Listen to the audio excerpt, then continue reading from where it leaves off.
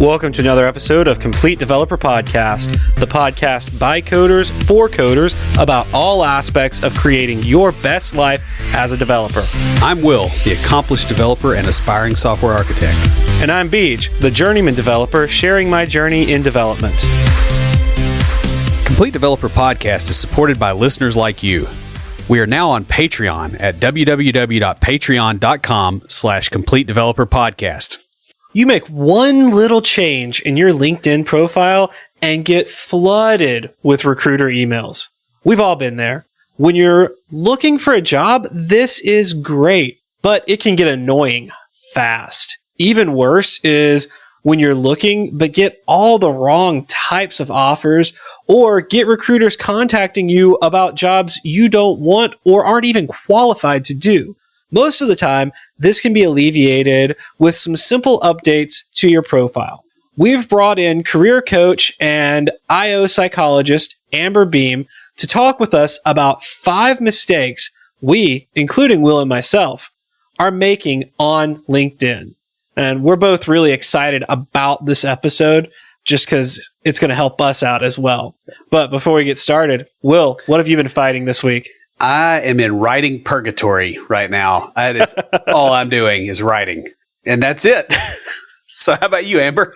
Yeah, for me, things have been really intense as well. I've actually been in the middle of a really big launch for my small group coaching program, and I've gotten some amazing people to sign up. And I'm excited for actually starting the program. Actually, by the time this airs, we'll probably be through, and I'll be able to tell you all the success stories the next time we talk. That sounds absolutely awesome. Guys, I am stressed. I think I've already said it in the live, but my laptop is acting up. The battery won't hold a charge. It still works when plugged in, though I can't charge the battery. Also, the fan is running constantly on high, and I'm really hoping that you guys can't hear this in the background, but I can definitely hear it. Also, I've been so slammed lately. School's a bit more this semester, and I'm kind of fighting just to stay caught up with everything, especially after getting behind on editing and recording over the holidays. Loving my new place though, but the move and the issues we've had recording and having to re-record certain episodes has also been a bit stressful. Like, this is our second attempt at this episode because of technical difficulties on the first one. You know, it's growing pains. It's growing pains. Now, in happier news, I got my headshots back from the photographer at CodeMash. They look really good. I'm happy with them. The creative group that I'm in at church didn't meet this past week because we were preparing for Dream Team or the Volunteer Appreciation Night. That was really awesome. Great food, no onions, great friends, and this really awesome 14-minute parody that was just hilarious.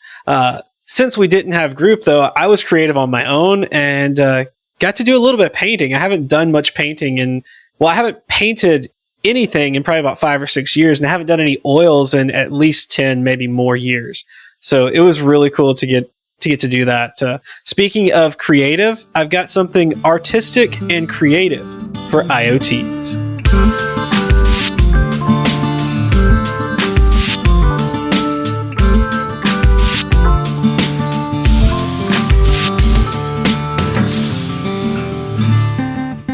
Stanza is an internationally recognized artist who's been exhibiting worldwide since 1984. His art focuses on participatory system, the city. He represents the city through real-time environmental data, surveillance and security data, news and real-time information systems. It's really neat. His themes include the urban landscape, surveillance culture, and the real-time city. He uses networked IoT devices to explore concepts of the behaviors, activities, and changing information. He works by bringing data from the outside to the inside, then presenting it back out again. His work focuses on the now and the present moment that we live in all the time.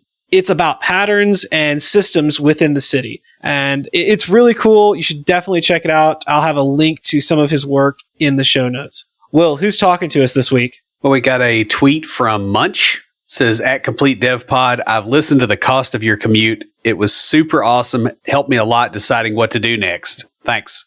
Thanks so much. Really glad it was helpful for you. Will put a lot of effort into that one and was rather passionate about it. That's something that he definitely feels a lot about. I don't have as much of an issue with the commute because I ride the bus when I do have to go in.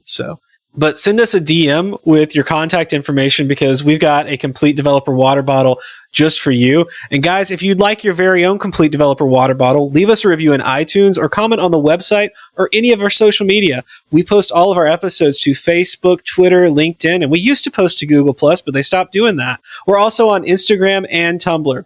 Also, check us out each week on Facebook and YouTube Live, where we talk about what's going on in the tech world and answer a few listener questions. Or you can join the conversation anytime via Slack by going to slack.completedevelopernetwork.com. Navigating the world of online resumes and social media can be daunting. LinkedIn has made it much easier to keep yourself in front of the people you want viewing your resume, but it also has its own rules and etiquette. Many of us, ourselves included, make simple mistakes in how we handle our profiles that can cost us great opportunities. Amber Beam is here to talk about the 5 mistakes she's seen when helping people just like you. Amber is a career coach for women in STEM who want to land their dream job, transition to a new field, or score a promotion. For nearly 15 years as an IO psychologist in HR, she helped executives design and implement corporate programs to attract, develop, and retain STEM professionals. Now she's flipping the script and sharing those secrets with you. Whether you're looking to score more work-life balance, jumping into a completely new field, or eyeing the corner office, Amber will show you how to promote your skills with authenticity and authority to land the most coveted jobs on and off the market. Now, while our focus is on coaching women, the tips that she's going to share with us are useful no matter your gender or identity. So we want to welcome Amber. The first question that I like to ask all of our guests is sort of about how they got started and what they're passionate about. So Amber, what first got you interested in career coaching? I think it started when I decided I was going to pursue an IO graduate degree. IO psychology is basically the science of the application of psychology principles in the workplace. And what's so cool about it is all of these like Freudian things and behavioral carrots and sticks all play out in the workplace too, which is why it makes for good TV. That's probably why The Office ran with Steve Carell for so long, is that there's just a lot of fun, like interesting human dynamics, right? And I was very interested in that idea of the world's best job and how to get more people to actually like their job, love their job even. That sounds really awesome. So we've got a really awesome announcement. We are doing a Patreon drive for everyone at the $5 or above level. Basically, if you're in the Facebook group, we're going to have a special Facebook Live where Amber will give away a LinkedIn makeover to one of our Patreon members. To be entered to win the LinkedIn makeover, you have to become a $5 member or above on Patreon before next Thursday, or April 11th, 2019. The live makeover will be scheduled later in the month. The exact date will be announced in the Facebook group once the winner has been notified. If you are already a $5 or above member, you can still get in on this just by raising your membership to the next level. So, Amber, there is something that you want everyone to do before getting started in any changes that they're going to make to their LinkedIn profile. Absolutely. Before you get too excited, before you start to change your headline or add a new photo, before you do anything I'm about to say, I want you to turn off the sharing profile edits in your settings. It's under the settings and privacy note so that your network isn't constantly pinged with the changes that you're making. Right. So the first time that we recorded this episode, I had done that. But at some point, I was playing around with my profile while we were talking, and I hit the toggle that said to recruiters that I was looking. And it wasn't on for very long, but I got 3 or 4 emails that night that we recorded. Yep. And I had to politely explain, no, I'm sorry, I'm not looking. One of them is one that I had talked to before, and she was like, I got so excited when I saw that you were looking. Aww. I was like, oh, I appreciate that. I feel really honored, but no, we were doing this episode. And she's like, that sounds really awesome. I look forward to it. So you're in high demand. So let's go ahead. Oh, thank you. Yeah. So let's go ahead and get started with the very first mistake. So mistake number 1 is using your job description for your headline. And it's a pretty common mistake.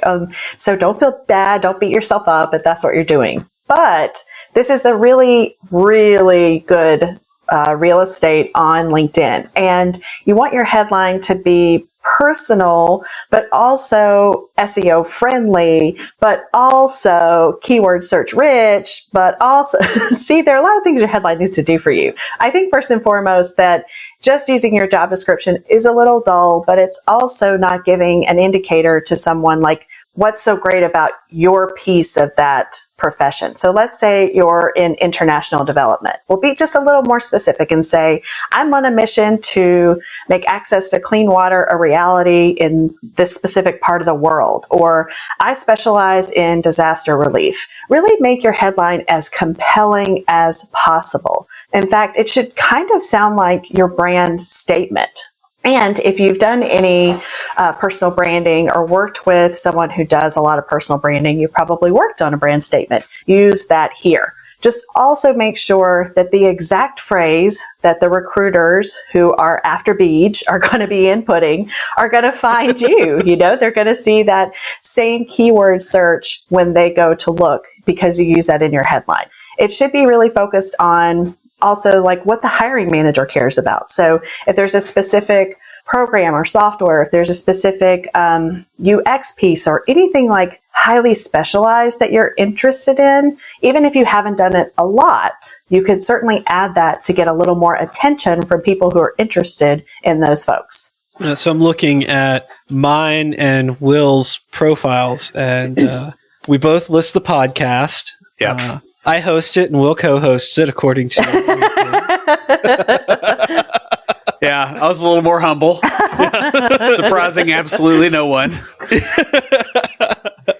I have some of my certifications, and I have that I'm a grad student on there. Will lists that he's an author, a speaker, and then he does have his job title. I do say, I don't have my job title, but I do have what I do, web developer on there. So, yeah, I mean, I don't remember if we changed these because of the last time we attempted to record or not, but I know I did make a few changes to mine based on what we went through. Yeah, I think I did on mine as well. I just don't remember which one. I know that I need to work on that headline still. So that seems kind of like the sort of stuff I would have put off.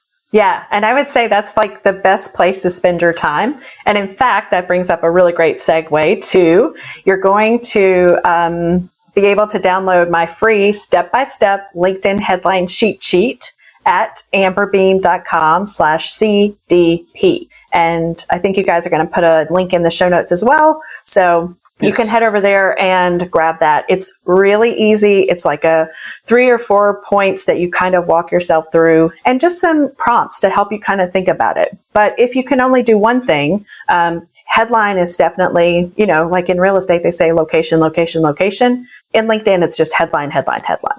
That makes perfect sense because that's like when I came to Will's page, the very first thing I see below the really old picture of him with long hair. Yeah. That was, when did we do that? That was like 2015? Yeah, it's been a while because that was the beard and the hair got longer after that. They did. So, but the first thing I notice is that. And if people are just glancing, that's what they're going to see. So yeah, that makes perfect sense. So I guess we're ready for mistake number 2. Mistake number 2 is treating LinkedIn like your resume. The resume is really this 8.5 by 10 sheet of paper, right? And it's very formal, very professional. And so maybe you think that LinkedIn should be that way too.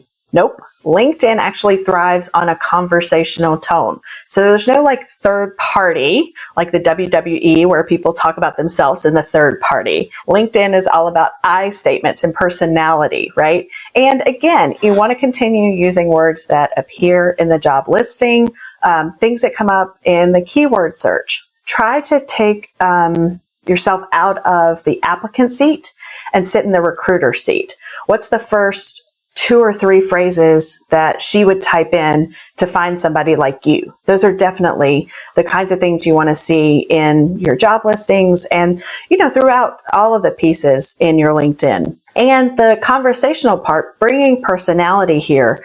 It's absolutely fine to write your accomplishments like a story or to tell, if you've heard of the STAR method, the situation, task, action, results.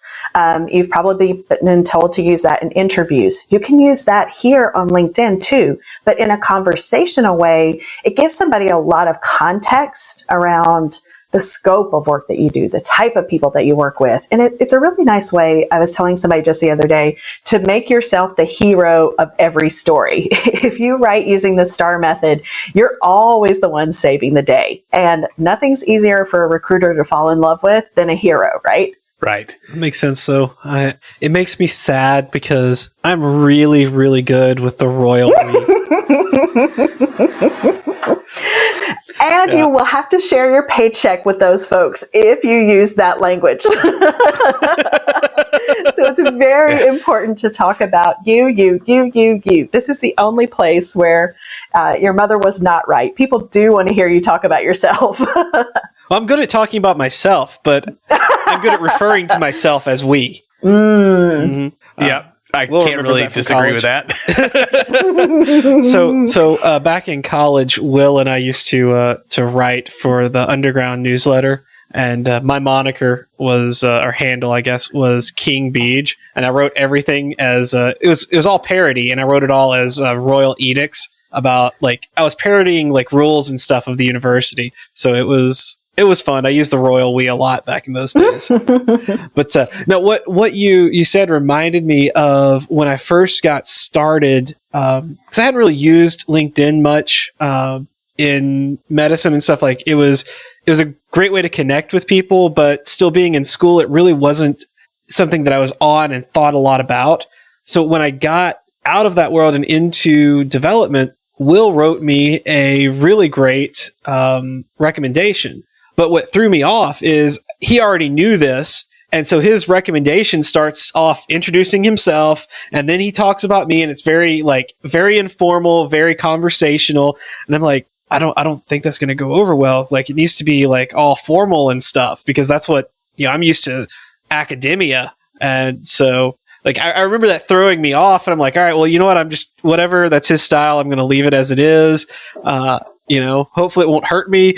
Probably won't help me, but actually it's done me a lot of good. So, Yeah, I think that's pretty consistent with just LinkedIn in general. It's not too stuffy, even though it's a clearly professional site.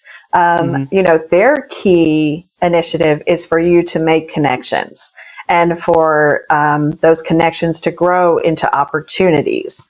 It wasn't until, they started focusing on selling the job opportunities and listing the ads and things that it got to be something else. But in the beginning, it really was just about connecting. And I think there's a lot to be said with that as the starting culture. And I agree. I don't think many people would be uncomfortable, just as you were, Beach, with an informal kind of tone in a recommendation. But referrals and recommendations, again, it's storytelling. So if a recruiter reads something and just immediately identifies, oh, I see, there was this connection and they overcame this challenge, or they were able to reach consensus. All of those things are really nice to say informally. It doesn't have to be this super stiff. We worked on a project. It started on Tuesday. We met every deadline. All of our budgets were in line, and Beach made sure we finished on time. That's not it's definitely not thrilling, and it's not going to be memorable either. So I would gander to say that people have probably read Will's recommendation and thought, wow, I bet this guy's a nice guy, or I'd like to hang out with him, or I bet that's worth a conversation. And that's a wonderful thing to have, just pique somebody's interest. That's a great recommendation. Definitely the conversation. I don't know about nice guy from what Will writes about. Yeah. But, I was going to say now let's not push this too far. Let's not make me a liar. No, but I mean, and I've been writing recommendations for other people. Like I'm slowly doing that when I get time. Obviously, the time is a little bit limited at the moment, and trying to do that same kind of thing. Where you tell the story and you go, here's how I met this person. Here was my work experience with them. Here's what they bring to the table, and trying to kind of make that more real. And it really does help. And I feel like that's something that developers are especially weak on. So if you could jump out there for the people you really respect and do that for them. Absolutely. That's and huge. I think this is a great segment to say, if you want to get more recommendations, give recommendations. So start by, trying to give 1 or 2 a week. And then as you do that, you're going to see that come back to you probably 2 or 3-fold, because people are going to tell other people, and then suddenly everybody's endorsing everybody. And as long as it's genuine and you're not fibbing, then that is the right use of that tool. awesome. So I like that. That makes it a little easier for a lot of people, because trying to think in that corporate speak isn't really easy. Yeah, and I don't think it comes off as genuine. No. I mean, I think people want to know, I like to tell my clients that the interview is basically about a manager getting to know if they could be stuck with you in an airport. They already know that you have technical skills, that you're absolutely just as qualified as the other 4 people they're going to bring in for the interview. But it's that genuine, human to human kind of thing that they're testing out, that you could only test out in real life. And that's what a good recommendation should feel like. Like an employee of the quarter award. What would you write somebody up for employee of the quarter, just a glowing recommendation of how they did this, that, and that. It wouldn't be, this weird robotic kind of thing. So I definitely think that's a good method. Kudos to you, Will. So moving on, mistake number 3. Yes, mistake number 3 is visuals, visuals, visuals. Now, even though LinkedIn, again, feels very professional, they've made all of these additions so that you can add your work experience and show a recruiter visually what you do. So I think here is a good place to add a slide share, a blog post, anything that you do, like you guys, anything in connection to the podcast that you could show would be great, because we're just programmed now as we're scrolling on social media to stop for something visual.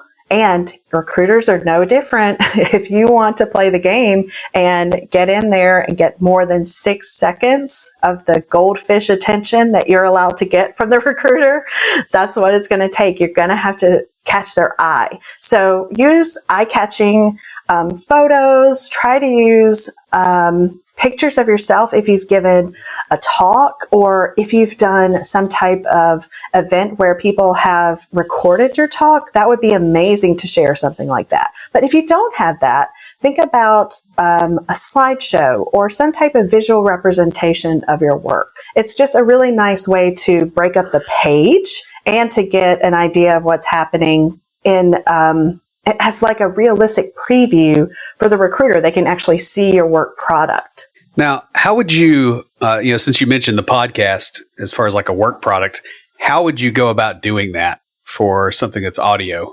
I think you guys could probably pull something from iTunes. I mean, you could probably pull a couple of your reviews, or you could pull a couple of screenshots even. Maybe a screenshot of the header that has the name and the summary, and then a couple of those reviews.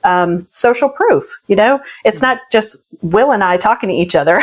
People actually listen to our show. People are participating actively and appreciate what we're bringing to them. And all of that is, outside the scope of our work. It's because of our commitment to the craft. I think that it says a lot. What about, and I used to do this, and I stopped blogging as much, put more focus in the podcast. But like I've got a few articles that I posted to LinkedIn. I don't know if this qualifies as visual, but where does that stand? What are your thoughts on that, and any tips for those? Because I think like writing an article is something that a lot of people can do. Like you can sit down and talk about your experience doing something. Yeah, I think that's a great idea. And again, if you have a way to connect to it, because things are moving along in real time, you might not be able to come back to it, but screenshot it and maybe show the number of comments you had, or if you had a particularly interesting interaction with someone where you discuss the article, or if maybe a group picked up the article or someone published it to their LinkedIn page. That would be interesting as well. It's sort of like social proof, street cred in an online world. Oh, there's two more things I had under visuals. Oh my. One, the background picture, which I think we did talk about before for both of you guys. I'm curious, did either of you make changes to your background photo? Oh, I don't know if I changed it. Not yet. Yes, Okay. I did. I changed it. Oh, yay. Because I had before, I had that really neat picture I'd taken of the Raspberry Pi where looking through the where you're looking through the magnifying glass and you can actually see the Raspberry Pi logo on the board. But I changed that to one of the pictures from Code Mash that is actually of me in front of a group of people speaking. Now the only problem is it's a really great photo, is that my talk was about dealing with failure in development. So on the screen, all you see is failure.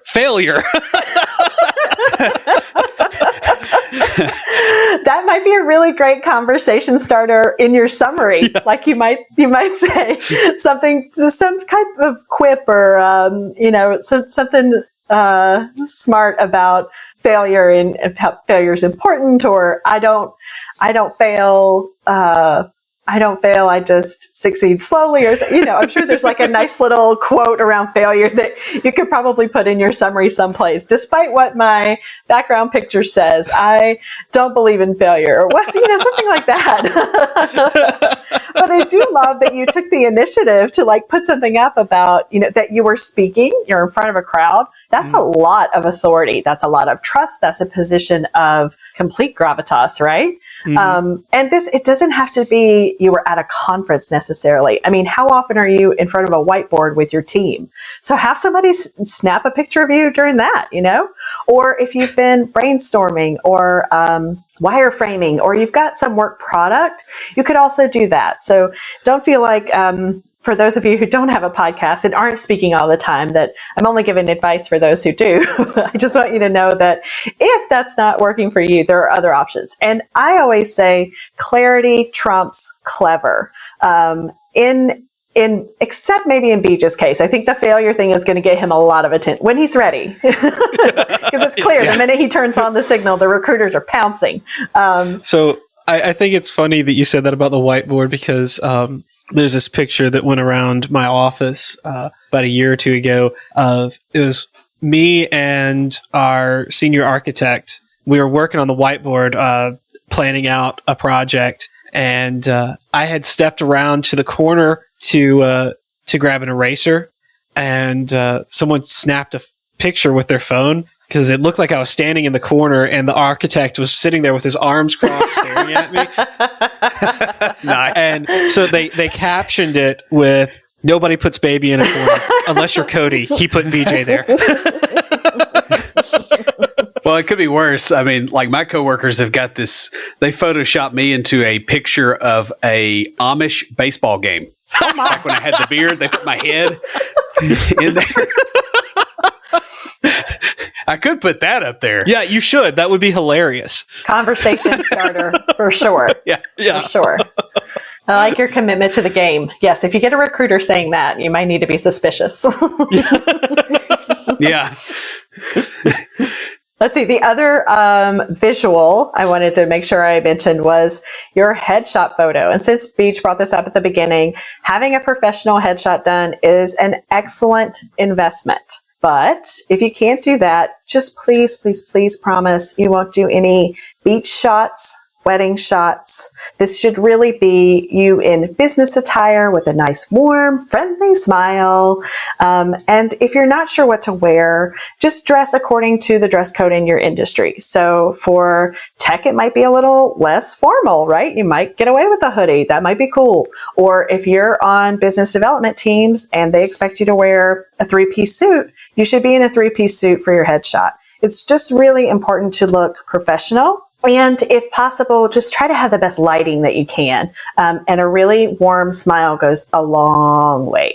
Unless you can get David Neal to draw you, because that is a big thing in the industry right now. Cool. Like everywhere I look. He even, one of my mentors. He even posted about it on Twitter. He was at a conference and someone had turned his drawing into their personal brand stickers. Very cool. Yeah. So my Twitter and LinkedIn photo is it's like a headshot. It's just my face, but it's the picture of me that he drew. Very cool. Yeah, it's really neat. He's an awesome guy too, by the way. And Will's looks very professional. It was from the photo shoot we did when we first started the podcast. Well, if you refresh it now, it's not that same picture because I fixed that. You had to while go we were talking. Yeah, because I actually had a professional headshot done and I completely forgot it. Not bad, dude. Not bad. I think just you look better with the beard, bro. I mean, like the beard you got now, just the short beard, it looks better on your face. I mean, not saying you have an ugly face, but you know, yeah, you are. I have. Let's be honest. Joke. Yeah, that was. I mean, you know, totally. I have a beard, but I used to look like this. That's true. Yeah, you guys can't see it. I found some proofs of photos taken in college and just showed it to him. Me beardless. So yeah. Well, at least you didn't say, Will, don't put a beach picture up there because somebody will call Greenpeace. Oh man. You know, we got another one beached. No. So all right. There could be worse. So speaking of next mistakes, mistake number 4.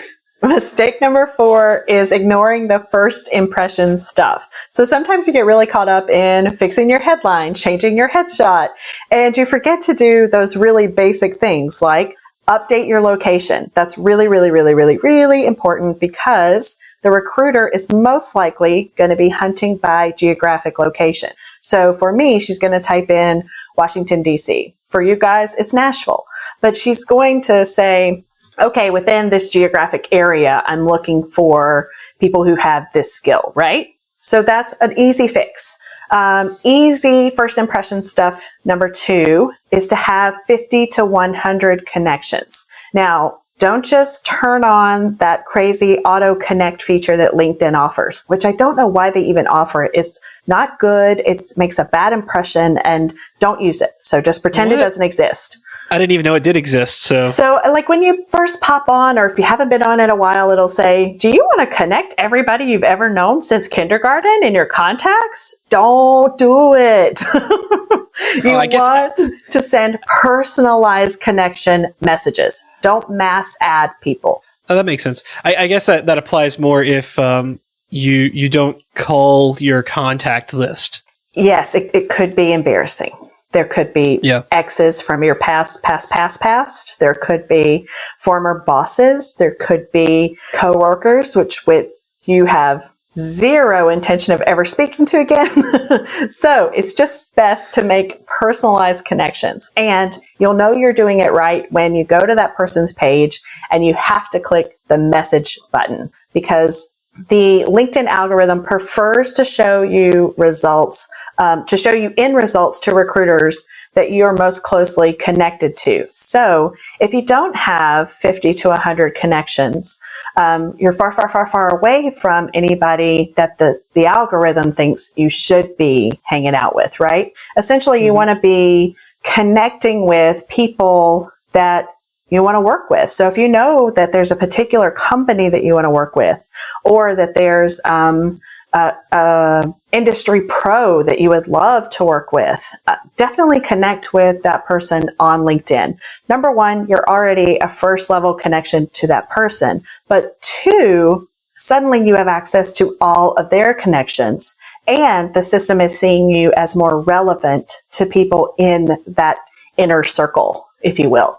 So I have a couple of questions on this. Sure. Then. Is there a maximum number of connections? Like, is there like, you've got too many? You mean in practice, or like, is there a cutoff point for LinkedIn? In practice. In practice, I don't think so. Okay.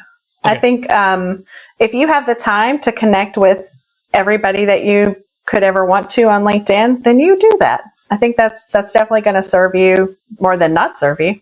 Yeah. The other thing that is kind of a corollary to that is, what about people from industries or that you don't like? I still have a bunch of connections from when I was in medicine, and a significant portion of my LinkedIn connections when I first got on were doctors, because that's what I was doing. I don't think that it hurts you if you start to see that you're being recommended. It's kind of like Facebook.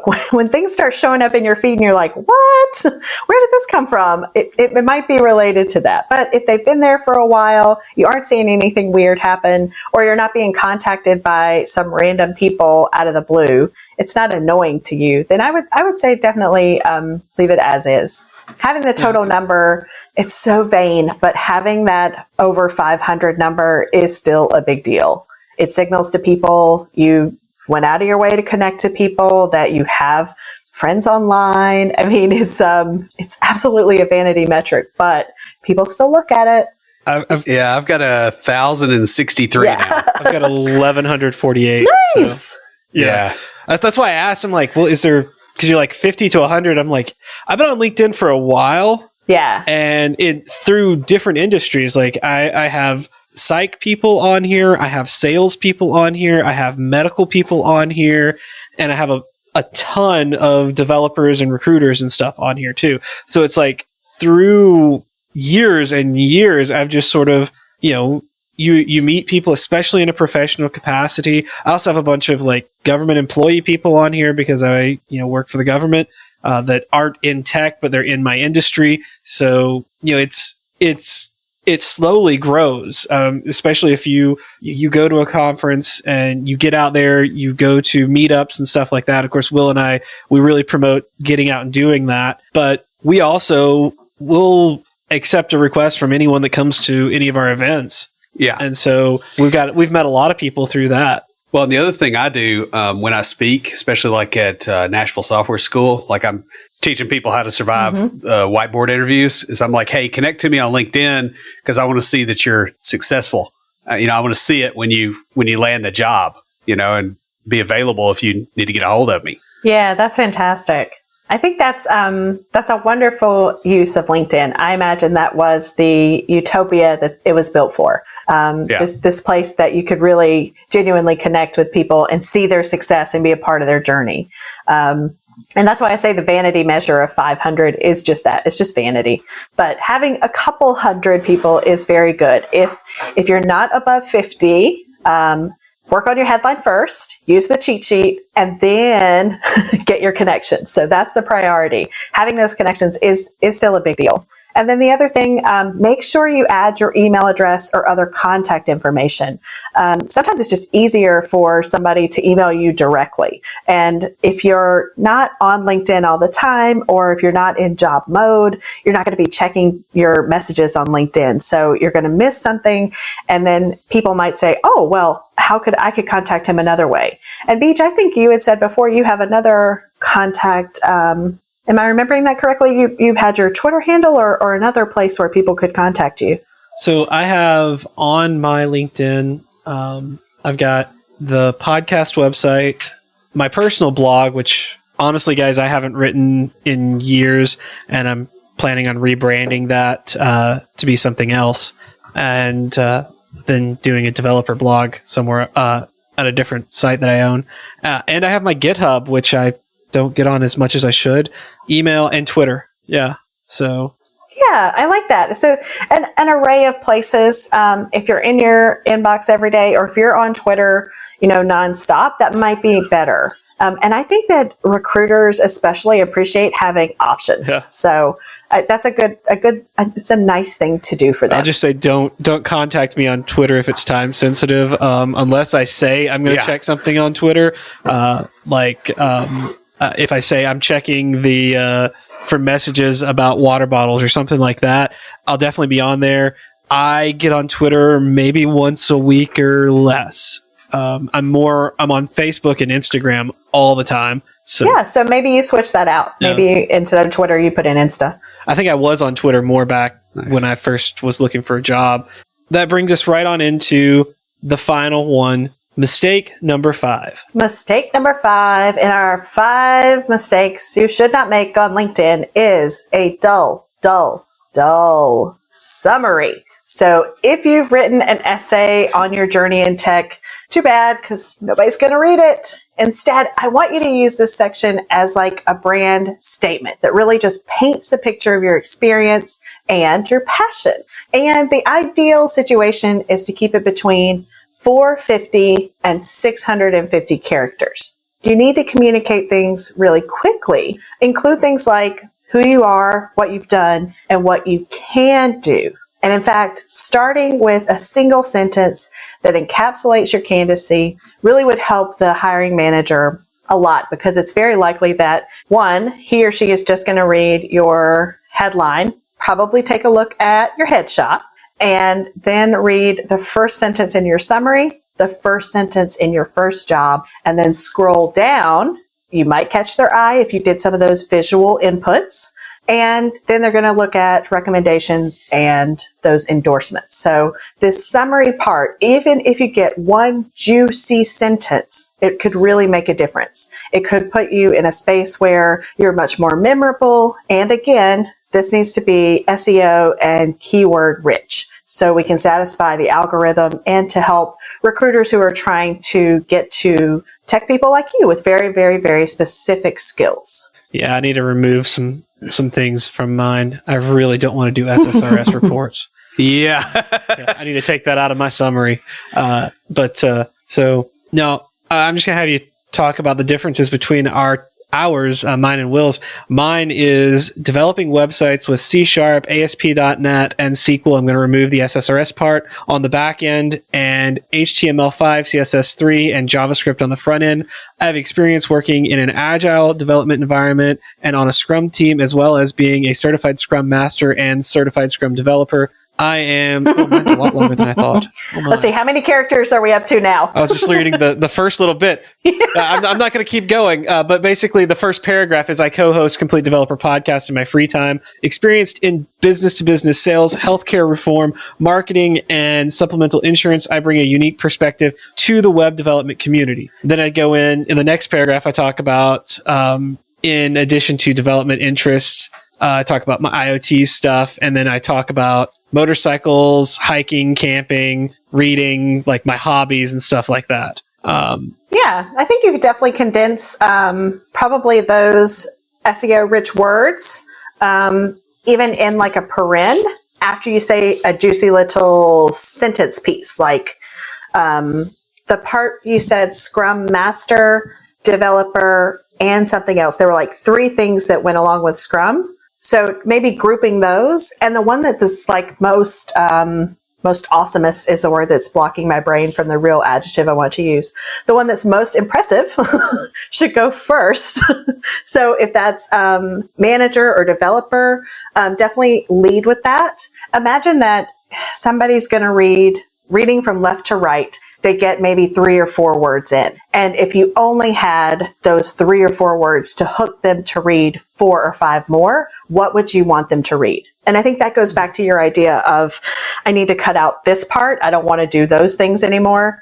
And if there's something that you want to transition into doing more of, definitely keep that in that first sentence in some way. Okay. I see what you're saying. Yeah. I was going for the keywords, the C#, ASP.NET, and then the other stuff in that first sentence. And then that was what I had on there originally. Then as I got those certifications, I added them, which they're already they're listed, in my, up at the top in my headline as, the initials, but, yeah. So, I mean, someone that knows what they're looking for would know what those are. Right. So looking at Will's. Yeah, it's entirely tech stack specific because I haven't edited that probably since 2012. And see, with you working on the book, Will, you probably want to focus on that now. You want that to be the very first sentence. That and the podcasting and all the other stuff. Right. Speaking. Right. All of those things should really be prominent. And maybe even for you, Beej, you might want to think about like the super techie piece and then connect it to these, I want to say they're kind of like leadership qualities because they're above and beyond your job. And they also show that you take this initiative. I mean, working on the podcast, giving speeches, all of those things should definitely be in that summary. But I also like that you said you talked about motorcycles. Like, I think that's very memorable. And my eye would catch that if it were in the lower right, because I would read the first few things on the top left. Then I would skim down and I'd probably see the word motorcycle. So if your last sentence, if there's some way to end it with da-da-da-da motorcycle, that would probably get you like some really good attention. And it's a really great conversation starter because recruiters don't just want to ask you about tech stuff, right? It would be nice to say, hey, I saw that you're a Scrum manager and you ride bikes. Man, that's cool. Tell me about your favorite ride or the best pass or something like that. That makes sense. I know when I interviewed for my first job as a developer, my boss, we sat and talked about podcasting for a good 20 or 30 minutes because he was looking to start a podcast. And then we sat and geeked out. Like, it did not feel like an interview at all because we talked about podcasting and then we geeked out about tech. And I left and I'm like, well, that was really weird. What I found out later from one of my coworkers is that my boss came out really excited. He's like, this guy's awesome. We got to get him. Totally. Again, they're testing to see if they want to be stuck with you in an airport. Right. I mean, it's great that you know how to technically do the work, but do I like you?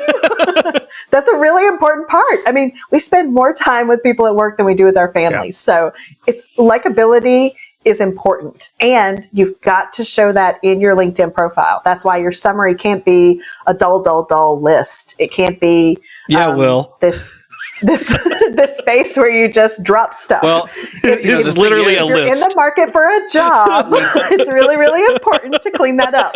When I wrote that, I had gotten downsized, like surprise downsized, and was scrambling and fixing stuff, and I haven't touched it since. I know, it's just fun to pick on you about it. Yeah. I mean, it's not that you need to update it to find a job because you've got a good it worked job. as it was. It still worked. Yeah, that's true. That's very, very true.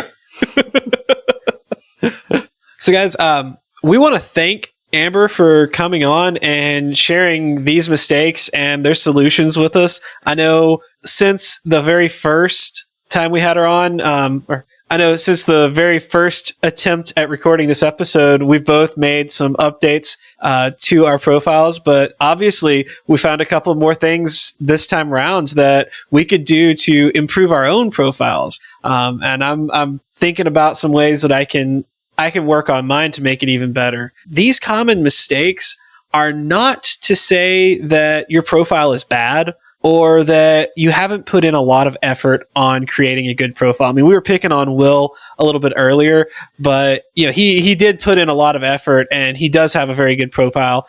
He has a solid job and things. They're here to show you how to better your professional image on social media, specifically LinkedIn. As platforms come and go, you'll be able to use these no matter the job site or social media network that you find yourself using.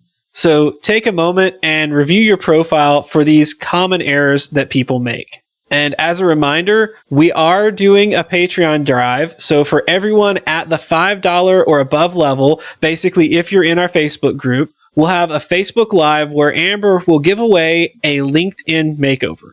To be entered to win the LinkedIn makeover, all you have to do is become a $5 or above donor on our Patreon before next Thursday, April 11th, 2019. If you're already a $5 or above donor, by increasing your donation, you can be entered to win as well. Now, the live makeover will be scheduled later in the month. The exact date will be announced in the Facebook group once the winner has been notified and we've set aside a time where they can get on with us. So best of luck to you guys.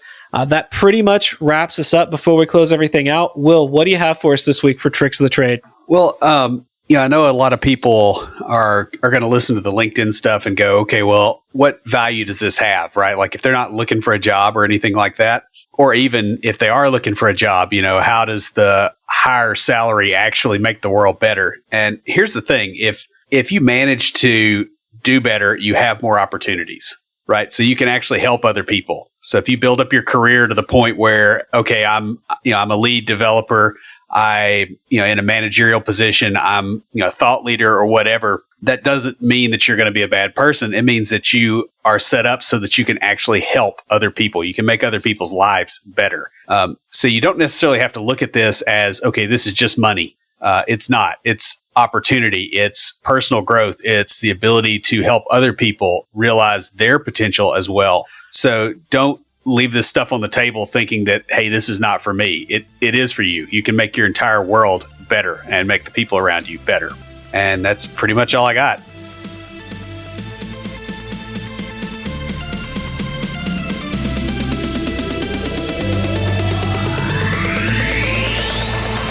Stand by for Titanfall. If you have a question or comment, please email us at neckbeards@CompleteDeveloperPodcast.com. Our theme music is an excerpt from Stand By for Titanfall by Pure Bells, available on SoundCloud and licensed through Creative Commons. The intro music for IoTs is Hillbilly Hip Hop by Jason Belcher. For references, show notes, and to sign up for weekly emails with extra tips and insights, be sure to check out the website at CompleteDeveloperPodcast.com. You can also follow us on Twitter at CompleteDevPod and like our page on Facebook to keep up with news about the show. Catch us each week as we broadcast live, talking about what's going on in the tech world and answering listener questions. Learn more about all of our shows and groups by going to CompleteDeveloperNetwork.com, where you'll find links to Junior Developer Toolbox, Developer Launchpad, and our other communities. Thanks for listening. See you next time.